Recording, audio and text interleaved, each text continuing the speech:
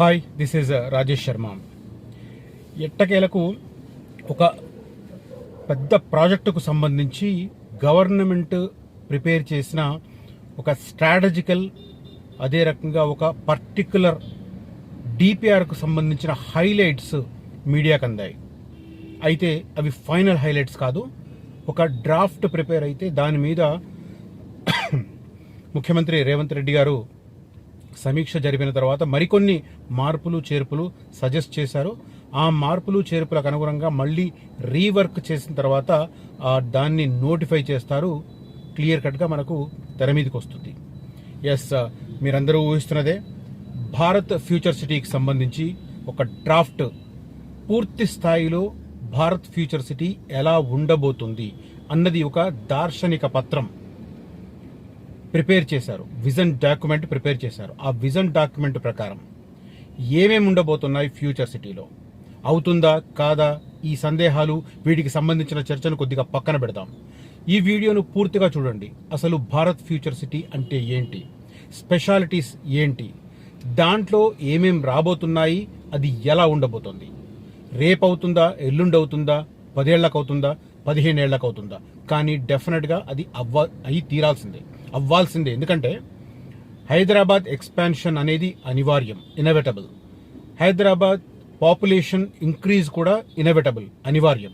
So ఆ పాపులేషన్ని accommodate చేయడానికి సరైన స్థలం, రవాణా రంగంలో కావచ్చు, అదే రకంగా అవైలబిలిటీ ఆఫ్ ల్యాండ్ కావచ్చు, ఎక్స్పాన్షన్ స్కోప్ ఉండడం కావచ్చు, ఇవన్నింటి దృష్టిలో పెట్టుకొని అటువైపు సౌత్ ఈస్ట్ ఆగ్నేయంకి దిశగా, హైదరాబాద్కు ఆగ్నేయం దిశగా, సౌత్ ఈస్ట్ దిశగా, అంటే Srisailam highway and Sagar highway మధ్య, క్లియర్గా చెప్తున్నాను, శ్రీశైలం హైవేకు సాగర్ హైవేకు మధ్య.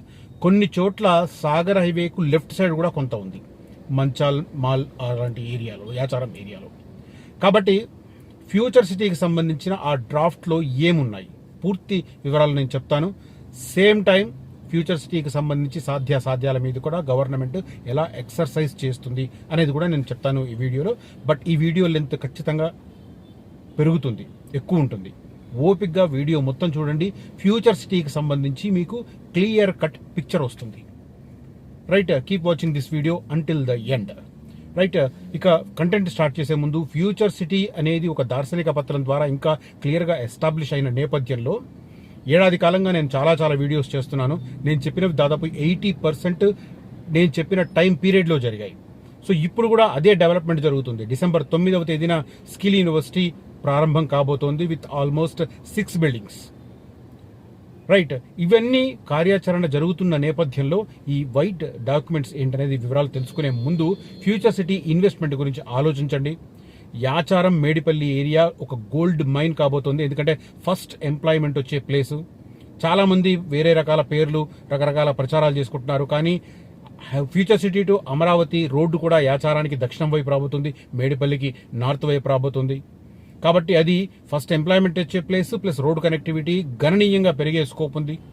ఏపీ రాజధాని అమరావతితో డైరెక్ట్ కనెక్ట్ కాబోతుంది. అదే రకంగా మచిలీపట్నం దగ్గరున్న పోర్ట్ ఏదైతే ఉందో, నౌకా యాన షిప్ ఏదైతే ఉందో, షిప్ యార్డ్ ఏదైతే ఉందో, ఆ షిప్ యార్డ్ని ఫ్యూచర్ సిటీ లాజిస్టిక్స్ హబ్కి కనెక్ట్ చేయబోతున్నారు.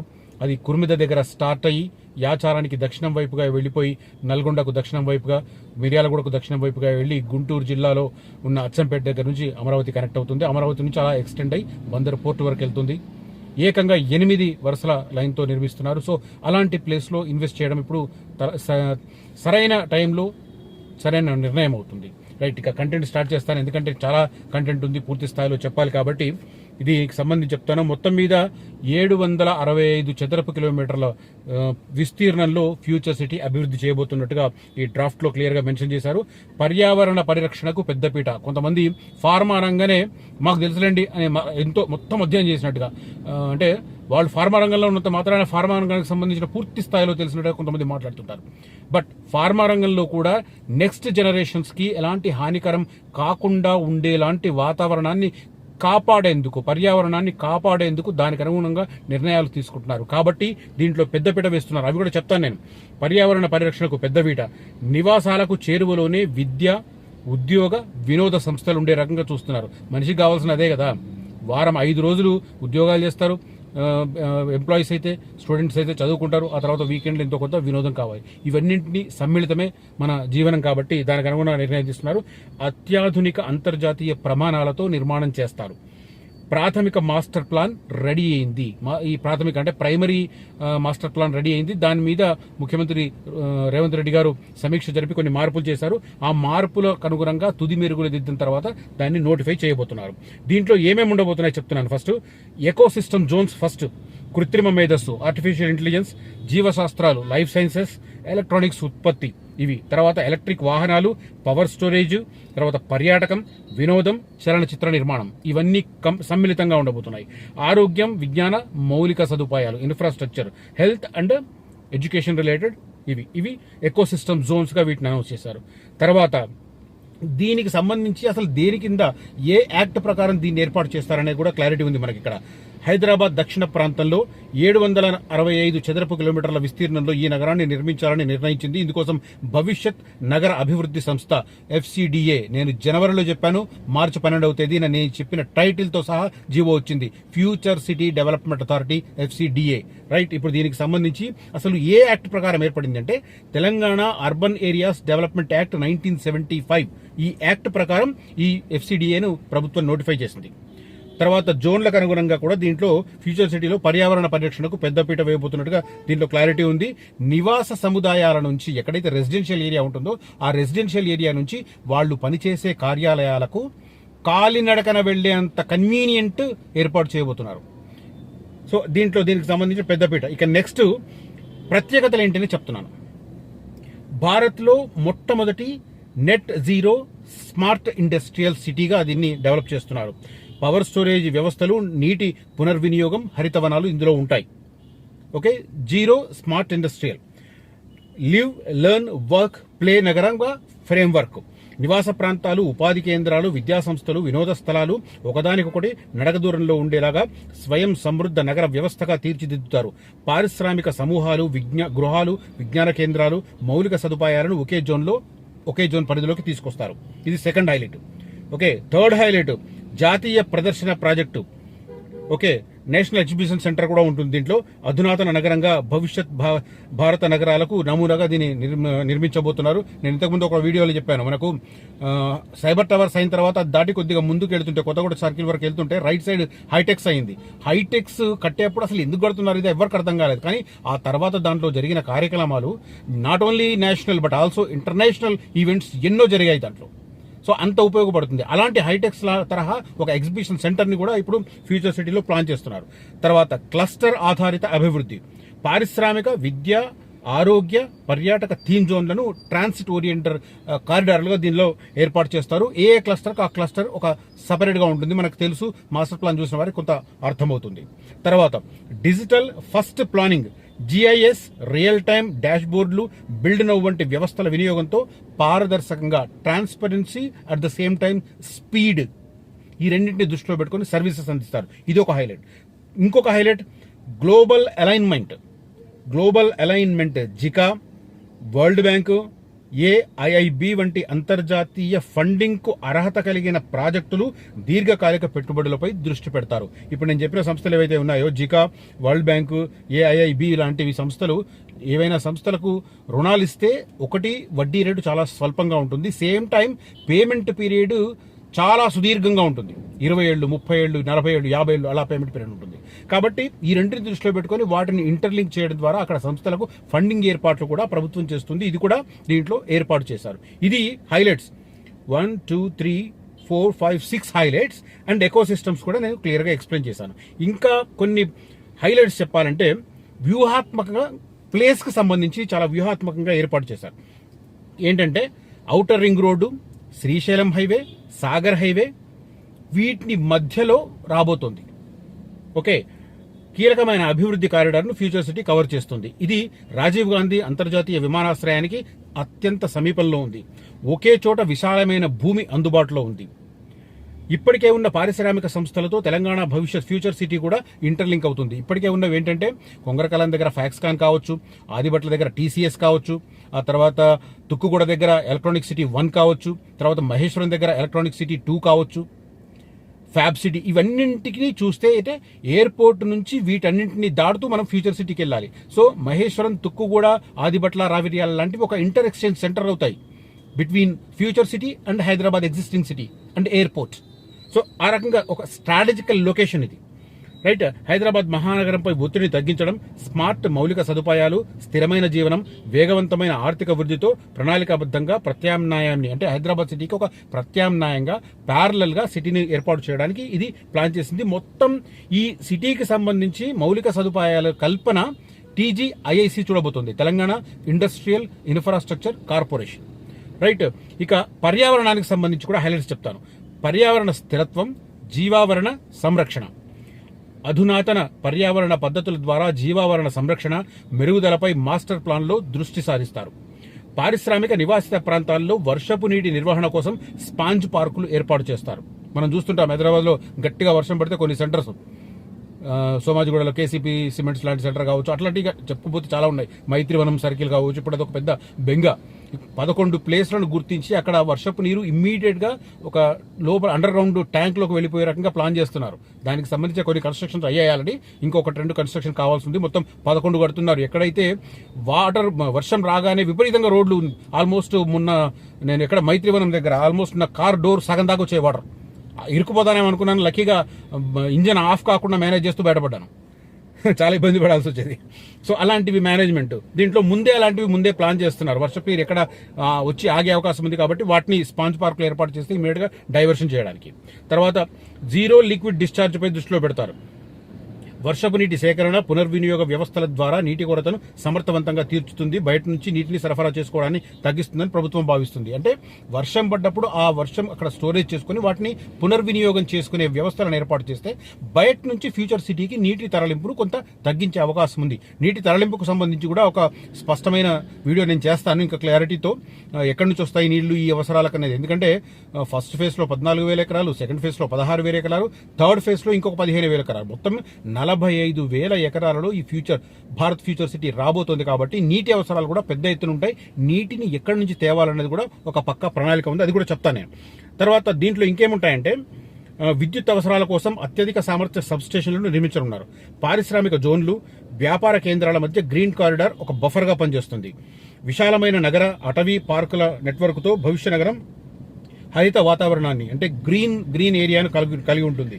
పూర్తిగా కాంక్రీట్ జంగల్లో కాకుండా గ్రీన్ ఏరియా కనిపిస్తుంది. ఎందుకంటే అట్లయితేనే మనం పర్యావరణాన్ని కాపాడుకోగలం.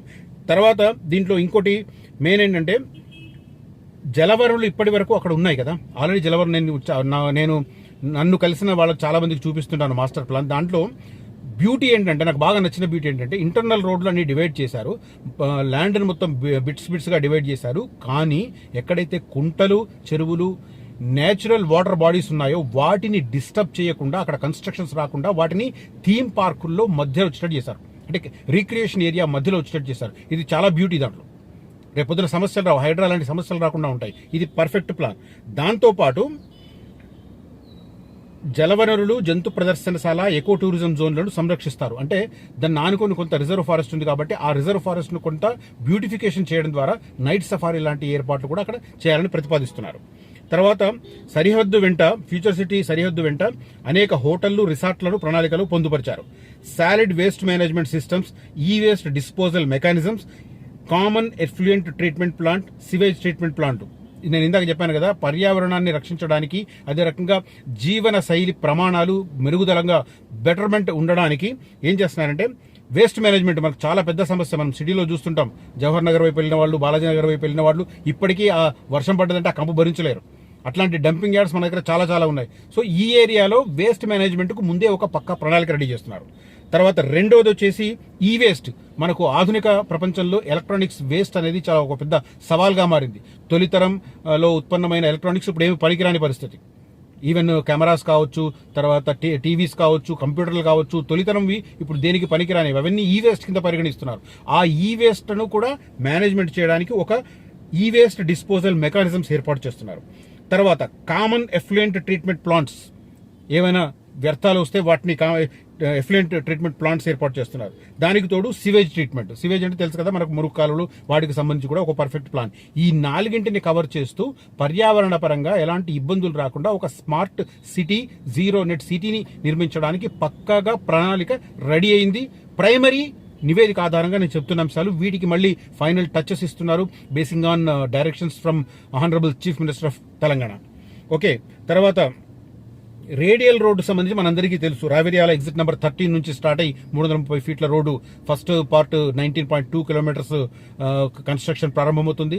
సెకండ్ పార్ట్ అక్కడ నుంచి బిగిన్ అవుతుంది, అది కొద్దిగా దూరంగా వెళ్తుంది. అది ఆల్మోస్ట్ అమన్గల్ దగ్గర RRR ఆకుతోటపల్లి అవుతుందా, ఆకుతోటపల్లి దాటి వెళ్తుందా తెలియదు. మొత్తం మీద ప్రస్తుతానికి ఉన్న అంచనా ప్రకారం 22.3 కిలోమీటర్లు, బట్ నా లెక్క ప్రకారం అది 24 కిలోమీటర్లు దాడుతుంది సెకండ్ పార్ట్. ఓవరాల్గా 43-44 కిలోమీటర్లు వస్తుంది అది.